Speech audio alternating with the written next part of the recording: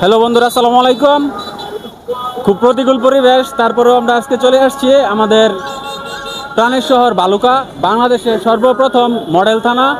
আপনাদেরকে বালুকার কিছু গুরুত্বপূর্ণ স্থাপনা দেখানোর চেষ্টা করব। পাশাপাশি আমাদের বালুকার ইউনো স্যার, সে অনেক ভালো ভালো উদ্যোগ নিচ্ছে বালুকার জন্য, তার জন্য বিশেষভাবে ধন্যবাদ জানাচ্ছি। এবং আই লাভ বালুকা যে লেখাটা আছে, এটা আপনাদেরকে দেখানোর খুব ইচ্ছা ছিল, কিন্তু দুঃখজনকভাবে কাজ শেষ না হওয়ায় ওই বালুকা লেখাটা যে আছে এটা ঘুরে রাখছে কাগজ দিয়ে, এই জন্য আজকে আপনাদেরকে দেখাতে পারলাম না।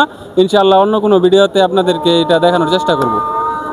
ভালুকা উপজেলাকে পরিচ্ছন্ন ও সুন্দর করার লক্ষ্যে ইউএনও হাসান আব্দুল্লাহ আল মাহমুদ স্যারের নেতৃত্বে একটি প্রশংসনীয় উদ্যোগ ৮ জুলাই ২০২৫ ভালুকা বাস স্ট্যান্ডে অবৈধ চা স্টল উচ্ছেদের পর ২৮টি লোহার তৈরি নতুন দোকান ১৫ জুলাই ২০২৫ মালিকদের হস্তান্তর করা হয়।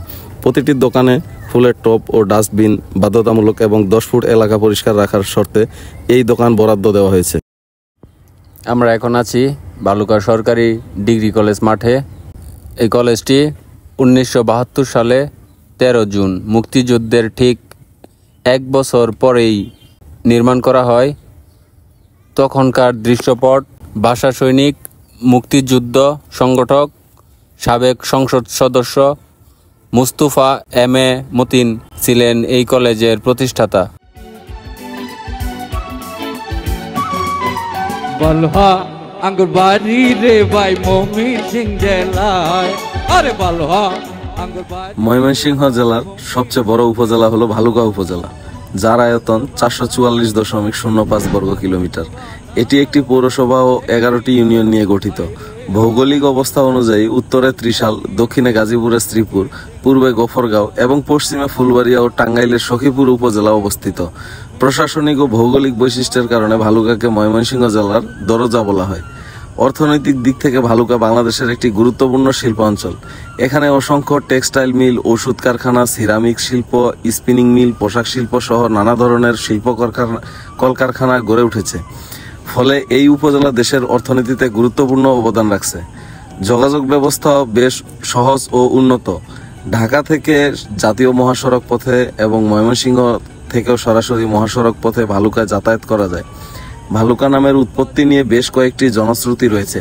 কেউ বলেন এই এলাকার এক সময় ভাল্লুক দেখা যেত বলে নাম হয়েছে ভালুকা। আবার কেউ বলেন ভাওয়াল কাচারি ঘর ও বাজারের সঙ্গে এই নাম জড়িত।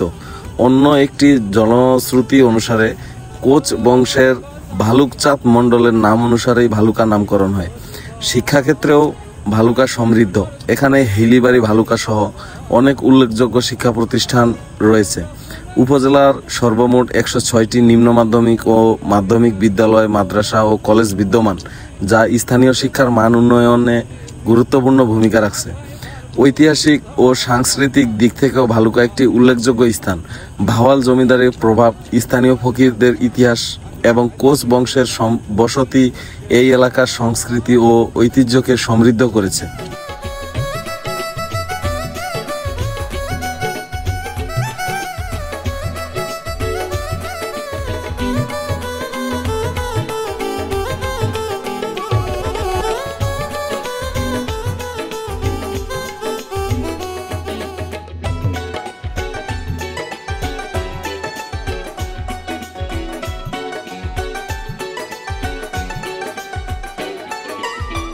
মুক্তিযুদ্ধের সময় রে ভাই ছিলাম মোরা শক্ত, অফসর মেজর হাজারো বীর দেয় যে কত রক্ত।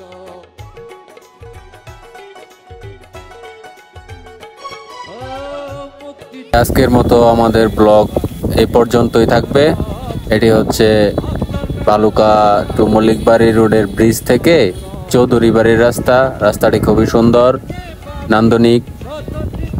তো সবাই আমাদের জন্য দোয়া করবেন, বিডি লাইভের পাশে থাকবেন। ধন্যবাদ সবাইকে। আসসালামু আলাইকুম।